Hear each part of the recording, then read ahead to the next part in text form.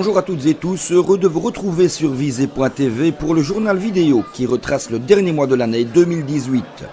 Une année, on le sait, marquée par des élections en octobre, ce qui nous a valu le 3 décembre la mise en place du nouveau collège communal dont on rappellera que Viviane Dessart en devient la bourgmestre à la tête d'une nouvelle coalition MR-PS.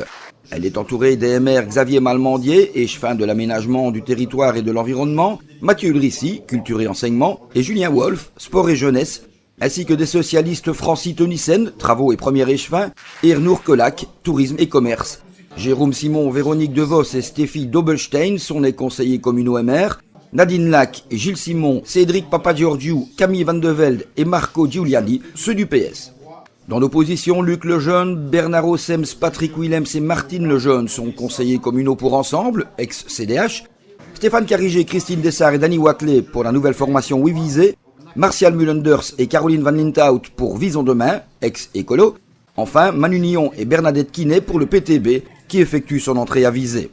À noter au cours de cette séance l'officialisation de son retrait de la vie politique de Marcel Neven, bourgmestre de Visée durant 30 ans, à qui Charles Havard, directeur général de la ville, et Viviane Dessart ont rendu un hommage bien légitime. Le bourgmestre sortant occupera toutefois le poste de président du nouveau centre culturel.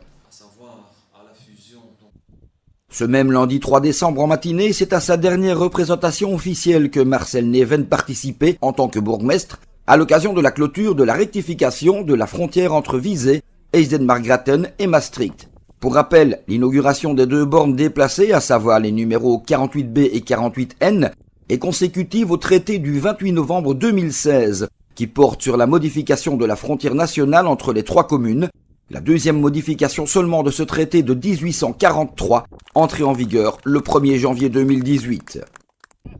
Mais décembre, c'est aussi le mois des petites têtes blondes qui avaient rendez-vous à notre piscine communale de Lorette pour y rencontrer Saint-Nicolas dans le cadre de piscine loisirs.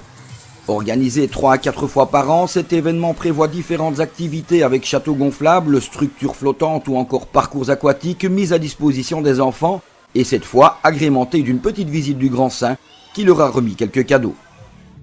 Non loin de là, c'est à la maison de quartier de Visée que le Père Noël est pour sa part venu quelques jours plus tard, avant de déambuler dans les rues de la ville de Visée. Parallèlement à sa visite, la maison proposait son petit marché de Noël avec des articles réalisés par les membres. Et Noël, c'est aussi le marché et le village de Noël.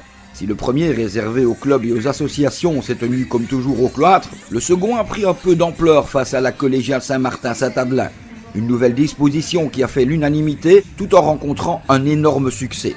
Plus que jamais, Visée reste festive et sportive avec une 5e édition de la corrida qui a encore rassemblé une foule incroyable le 28 décembre. Petit tour du côté du pont de l'X maintenant dont on se souviendra qu'il s'était soulevé de 50 cm début 2018 suite à la rupture d'une bielle d'ancrage de l'ouvrage.